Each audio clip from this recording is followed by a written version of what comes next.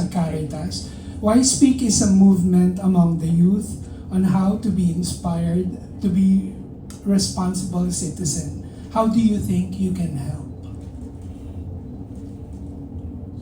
Being a responsible citizen. By donating my sweat. By doing what Robbie did. I think part of being a responsible citizen means seeking out yung knowledge for yourself.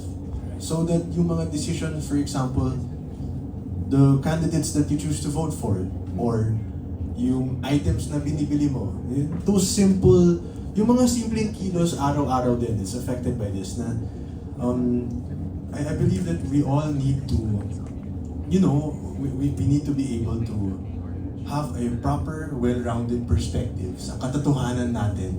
Hindi lang bilang, halimbawa ako bilang Robbie, I have my own reality. But we need to be sensitive to the reality that everybody shares. Because there's shared experiences in this world. So, to answer that question, I believe that Why Speak is here to help provide that more well-rounded perspective for you to make more informed decisions in your everyday life. Point well taken. River? Ako siguro as a citizen, I think it's really important. It comes down to really being open and listening. Not just as hosts, pero us when we're outside, listening to people, being open to their ideas, being open to what they're going through, their struggles. I think just being open and listening, if everyone will be able to do that, I think there will be progress. Very well said. Aya? To be a responsible citizen. Sa totoo lang, mabigat yung tanong True. Kasi, alalahanin natin, 52% of the country ay rural. Anong ibig sabihin nun? Hindi. Wait lang, I'm getting to a point. Bear with me, guys. May mga kababayan tayo na hirap na nga silang isipin kung ano yung kakainin nila later. Gusto mo pa bang mangialam sila sa nangyayari sa bansa? Pero, ito yun eh. Kaya nga nandito yung Why Speak. Kasi gusto natin mapadali yun sa kanila, sa kanilang responsibilidad sa bansa. Napakahirap at napakabigat sabihin to come from me, to be honest. Like, I have a guilt in me to say this. Because ako, may nakakain ako araw-araw. Eh, yung mga wala. Mahirap yun. Pero hindi naman natin gustong mag-end na lang tayo doon. Diba? Yung parang, pinoproblema na nga namin yung kakainin natin, susweldohin namin, kikitain namin ngayon. Parang, yun na ba yung ending? Na hindi na tayo makikilahok, makiki-engage sa pag-uusap na political? Syempre, hindi. Kaya nandito ang Why Speak. So, to answer your question, sorry, binigay ko lang muna yung konteksto na mahirap siyang sagutin from me. Because there's so many layers to it. At I always side with the oppressed. So to help them, I always say, let's do what we have with what we can. At naniniwala ako na there's so much hope with Why Speak na we will promote yung culture na normal yung makialam ka, makibahagi ng diskurso, yung hindi na siya too much of a mental space, kundi normal na siya. Kasi wala nang cancel culture, yung normal lang siya na pinag-uusapan. Kaya yung edukasyon, nagla-level up na rin. Kasi mas tumatalino na tayo na mag-decipher, teka lang, niloloko ako nito At pangalawa, wala na yung smart chain nga. Nakalimutan ko yung pangalawa. Pero feeling ko, sige, let's just stick to the first. Yung talagang promote that kind of culture of discourse and being so enthusiastic to take part in these kinds of dialogues while thinking about the experiences of each and every Filipino people and not even making it as an excuse to not participate. May it be a privilege or an experience of oppression, hindi siya magiging excuse to not take part. Amen to If that. I make sense. Yeah. Thank you, CEO Aya. Okay, dako naman tayo kay President Elijah. Well, sinabi na nila lahat ng gusto sabihin. I mean, I literally agree with everything they said. The fact that all the hosts are coming from different sectors, diba? Different communities, iba kami ng kinalakihan. So iba-iba naman kami ng ideas and ng thoughts. So iba yung mga offer namin sa audiences namin. Ganda rin ng point ni River, napakaganda rin ng point ni Aya. Siguro madadagdag ko na lang doon, we really should lead by example. I mean, if we're gonna host the show, right, gusto namin mapakita na objective kami, na tinatry namin best na maging mabuting tao, di ba? Kasi yun yung pinakasiguro makaka-inspire sa mga manonood. Kung merong mga makakanood ay ma-inspire sila na, you know, we're trying to be responsible ourselves and we're really trying to inform all these audiences with different problems na hindi natin normally alam. And pag na-equip tayo sa knowledge na yun, sa information na yun, what will we do with that information, di ba? So I hope mag-spark yung mga thoughts na yan and yung mga movements na yan from the show. On point ka dyan, President. Thank you po. We are down to our last question, and that killer question will come from the President of Philippine Entertainment Bloggers Association and the owner of The Chicanes, ang Mars ng Bayan, Albert Abelido. Hey, mabuhay. Camille Pratt.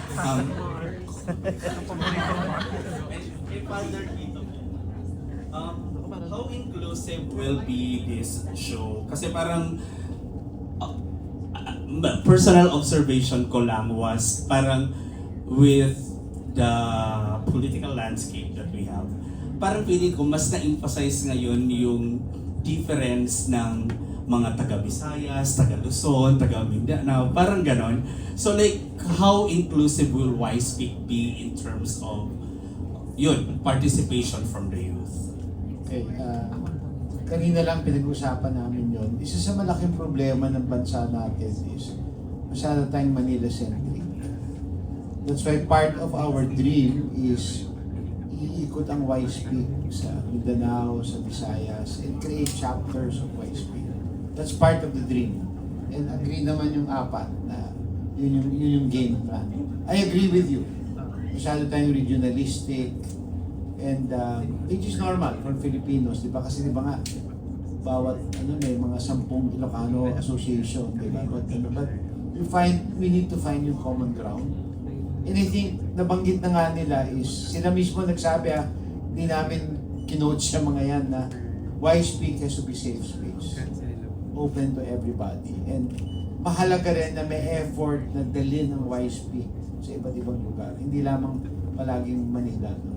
So, yun, we share the same concern na nabanggit mo, and we have the same dream to bring it together. So I hope that helps answer the question. Last na lang, Father Tito. With what you're seeing with the youth or maybe the millennials of today, feeling mo ba naging successful yung first season ng Y-Speak? Yes. Kasi siguro kwento na rin, nung medyo lumutang, una sa lahat, accidental yung Y-Speak dahil kay Elijah. Kasalanan ni Elijah yan Kasi nga, nung meeting kami unang dalawa, January, after nun, nag-meeting kaming si Elijah, si River, si Ralph, no? And NKD yung apat. So nag-meeting kami. So lahat game, on board. Tapos na nagpa-picture kami. Tapos pinost ko sa IG ko. Tapos yung question ko, Y-Speak 2.0, question mark ha. So nag-viral yun. Tapos nun, nag-text si Tita Cory, ano to? Kasi Y-Speak is ABS. So I had to meet with Tita Cory, kaya co-prod ang Y-Speak, no? Tapos nun, yung Metro Bank Foundation din, very interested to support a civics program. So, ang daming lumabas na, kasi alam nila yung Y-Speak. Siguro, isa sa babanggitin ko lang to, isa sa nag-affirm sa akin, I don't know, kilala niyo si Dr. Leloy Claudio? Kilala niyo siya? Rappler, ano yan eh? Ano bang tawag sa kanya? Vlogger? Or ano bang tawag sa kanya? part siya ng rapper, di ba may mga, anong tawag ng mga show online na, pasensya na kayo, hindi ako. Basta meron siyang mga podcast, oo. Alam mo, tinext niya ako, sabi niya, wow, Father, alam mo ba that influenced me in my youth? And si Dr. Leller Claudia is one of the people I respect very deeply. So I think, going back to the original question, I think it was very successful. Very iconic yung Wise Speak. Kaya, ang laki ng traction from the very beginning. And sabi nga, pasalamat kay Elijah, accidentally, o sige, Wise Speak 2.0 na lang tayo, di ba, pagka ano. And multi-awarded, Albert. Anong Yes. favorite ko yung Mystica episode. Ayan, and to the host na lang. I know that episode also, yeah. Yung Mystica episode. Oh. If you could choose a topic, if you could choose the first topic for a debate for this season, what will that be and what will be your opening statement? Kahit last question na. Wow. Pwede nang gawin yun na as father. Ask fans. Hindi, kasi po, meron na kami. Meron kaming naka-line up na topics and ideas. Surprise na lang po namin kayo, but it's napaka, ano ba tawag doon? Lalim. At feeling ko, mabubusog lahat ng makikinig at manonood dun sa usapan na yun. Kung ano man yung matalakay namin. Wala akong isip kung pipili man ako, kasi meron na po talaga na first topic. Ano ba magandang piliin? Well bro, I think yung maganda dito sa Wise Speak is pinag-usapan natin kanina that our goal is to provide well-rounded or complete information. So what you will see is that we are not limiting ourselves to just 1, 2, 3 topics. We are not limiting ourselves to politicians, artistas. We will have people with backgrounds from all sorts of, different upbringings, different specializations, different expertise. And I think that's what we're looking forward to most. Just learning from all of these people sa iba't ibang mga industriya, their own professions, and seeing where those conversations will take us. Thank you. Ako may naisip lang ako ngayon, sorry. Di ko alam kung anong klaseng topic, pero gusto ko lang kasi malaman yung siguro mga struggles ng labor force ng youth. Kasi hindi ako sanay na yung generation ko ay parte na ng labor force, di ba? So, hindi ko alam ano ba mga struggles ng generation namin ngayon with that. And I'd love to learn more about that. Among others, ang dami ko actually gustong matalakay. River. Ako, no specific issue that's in my head right now, pero yun nga, we'll be dealing with current events, issues that are being talked about, and also issues that have not yet been talked about or need light or need more people to talk about it.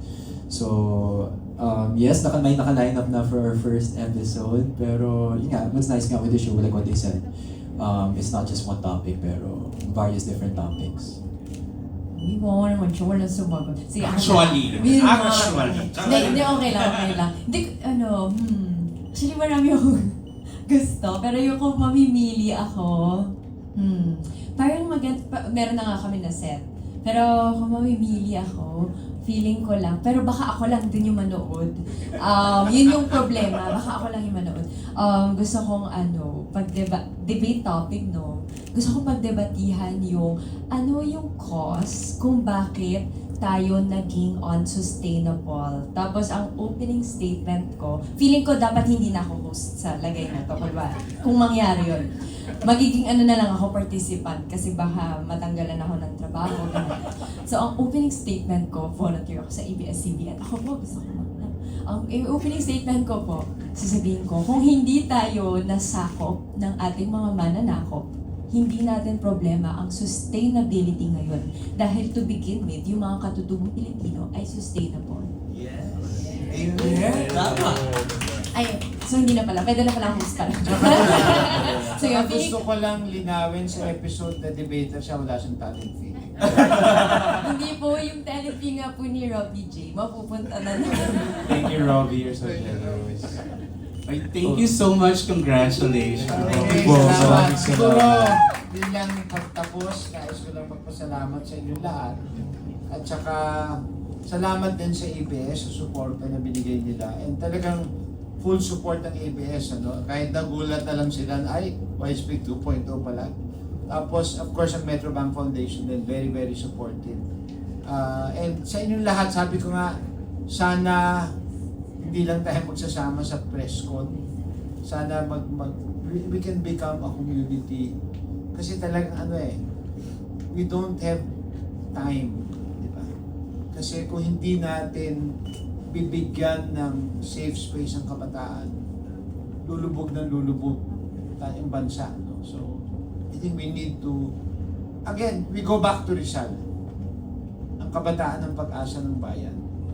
And we need to give them the opportunity to be that, na maging pag-asa. And the first step is bigyan sila ng pag-asa. And I think you will agree with me, ito namang apat natin na host would be champions of hope. So again, maraming salamat and we will have lunch and hindi ko alam yung ano ba yung photo opportunity. Magkikipicture kayo sa kanila o